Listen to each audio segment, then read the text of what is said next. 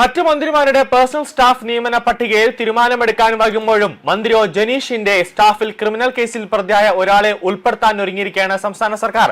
തിടുക്കത്തിലാണ് മുഖ്യമന്ത്രിയുടെ ഓഫീസിൽ നിന്നും ഒരു നിർദ്ദേശം മന്ത്രി ജനീഷ് കുമാറിന്റെ ഓഫീസിലേക്ക് എത്തുന്നത്. അതായത് ഈ ക്രിമിനൽ കേസിലെ പ്രതിയെ തന്നെ ഉപദേഷ്ടാവായി നിയമിക്കണമെന്നുള്ള ഉത്തരവാണ് മുഖ്യമന്ത്രി വി.ഡി. സതീശന്റെ ഓഫീസ് ഇപ്പോൾ നൽകിയിരിക്കുന്നത്. കടക്കാവൂർ പോലീസിലെ ക്രൈം നമ്പർ 423/2024 രജിസ്റ്റർ ചെയ്ത നെടുമങ്ങാട് SC/ST കോടതിയിലുള്ള കേസിലെ പ്രതിയായ തിരുവനന്തപുരം സ്വദേശി അലി സാബ്രിനാണ് യുവജനക്ഷേമ കായിക മന്ത്രിയുടെ ഉപദേഷ്ടാവിന്റെ ചുമതലയിലേക്ക് എത്തുന്നത്. മന്ത്രിയുടെ ഉപദേശകനായി നിശ്ചയിച്ചിട്ടുള്ള അലി സാബ്രിൻ ക്രിമിനൽ കേസിൽ പ്രതിയാണ്. ദേശഭോഷിണി ലൈബ്രറി തല്ലി തകർത്ത കേസ്, വധശ്രമ കേസ് എന്നിവയടക്കം ഇയാൾക്കെതിരെ നിലവിലുണ്ട് എന്നതാണ് ഇപ്പോൾ ലഭിക്കുന്ന വിവരങ്ങൾ. മന്ത്രിക്ക് ഒരു തരത്തിലും ഇയാളെ ഉപദേഷ്ടാവായി നിയമിക്കുന്നതിൽ താല്പര്യമില്ലാതിരുന്നിട്ടും മുഖ്യമന്ത്രിയുടെ ഓഫീസിൽ നിന്നാണ് നിയമിക്കാനുള്ള നിർദ്ദേശം എത്തിയത്. നെഹ്റു യുവ കേന്ദ്രയുടെ ചുമതല വഹിച്ചിരുന്നപ്പോൾ അലി സാബ്രിൻ മറ്റൊരു ഓഫീസിൽ ജോലി ചെയ്തിരുന്ന യുവതിയോട് അവമര്യാദയെ പെരുമാറിയെന്ന പരാതിയിലാണ് കേസെടുത്തത്. ഇയാളെ പിന്നീട് ബംഗളൂരിലേക്ക് മാറ്റി. SC/ST പീഡന നിരോധന നിയമപ്രകാരം IT ആക്ട് പ്രകാരവും 2024 കടക്കാവൂർ പോലീസ് കേസെടുത്തത്. നെടുമങ്ങാട് SC/ST കോടതിയിൽ ഇയാൾ നൽകിയ മുൻകൂർ ജാമ്യാപേക്ഷ കോടതി തള്ളുന്ന ഒരു സാഹചര്യം വരെ ഉണ്ടായി. പിന്നീട് ഹൈക്കോടതിയെ സമീപിച്ചെങ്കിലും അതും ഹൈക്കോടതി തള്ളി. നിലവിൽ സുപ്രീം കോടതിയുടെ പരിഗണനയിലാണ് കേസ് ഇപ്പോൾ ഉള്ളത്. കാസർഗോഡ് പോലീസിലും സമാനമായ കേസ് ഇയാൾക്കെതിരെ ഉണ്ട് എന്നാണ് നിലവിൽ ലഭിക്കുന്ന സൂചനകൾ. കേസുകളും ആരോപണങ്ങളും നേരിട്ടയാളെ മന്ത്രിയുടെ ഓഫീസിൽ സുപ്രധാന ചുമതലയിൽ നിയമിക്കാൻ മുഖ്യമന്ത്രിയുടെ ഓഫീസിൽ നിന്നാണ് നിർദ്ദേശം വന്നതെന്നത് വലിയ രീതിയിലുള്ള ദുരൂഹത സൃഷ്ടിക്കുകയാണ്.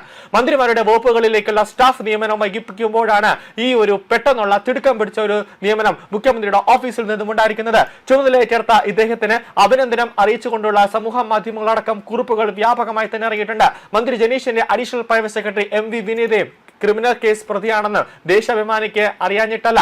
വടക്കുംനാഥ ക്ഷേത്ര ദേവസ്വം ഭൂമി വ്യാജരേഖ ചമച്ചു തട്ടിയെടുത്തുന്ന കേസിൽ പ്രതിയാണ് വിനീത. കേസിൽ ഹൈക്കോടതിയിൽ ഇപ്പോൾ കേസ് നടന്നുകൊണ്ടിരിക്കുന്നു. ഈ കേസിന്റെ കാര്യം പറയാൻ ദേശാഭിമാനിക്ക് ലേശം ഉളുപ്പുണ്ടാകും.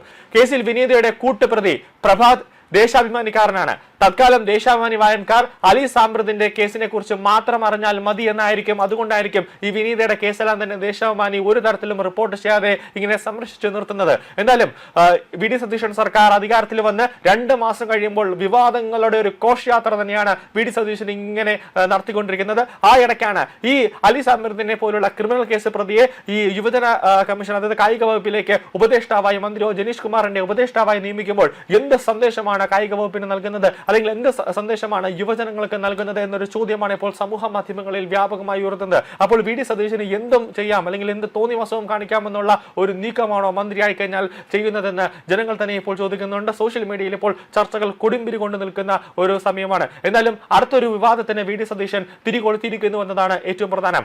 നിലവിൽ വി.ഡി. സതീശൻ മന്ത്രിസഭയിൽ ഏറ്റവും പ്രായം കുറഞ്ഞ ഒരു മന്ത്രിയാണ് ജനീഷ് കുമാർ. അപ്പോൾ യുവജനങ്ങൾക്കിടയിൽ ഇങ്ങനെ ഒരു ക്രിമിനൽ കേസ് പ്രതിയെ ഒരു ഉപദേഷ്ടാവായി മന്ത്രിയുടെ ഓഫീസിലേക്ക് നിയമിക്കുമ്പോൾ യുവജനങ്ങളും തെറ്റായ ഒരു ട്രാക്കിലേക്ക് പോവില്ലേ? ഒരു ക്രിമിനൽ കേസിന്റെ പ്രതിയുടെ മൈൻഡ് അല്ലെങ്കിൽ അയാൾ നൽകുന്ന സന്ദേശം എന്തായിരിക്കുമെന്ന് ഇപ്പോൾ ചർച്ചകൾ നടന്നുകൊണ്ടിരിക്കുകയാണ്.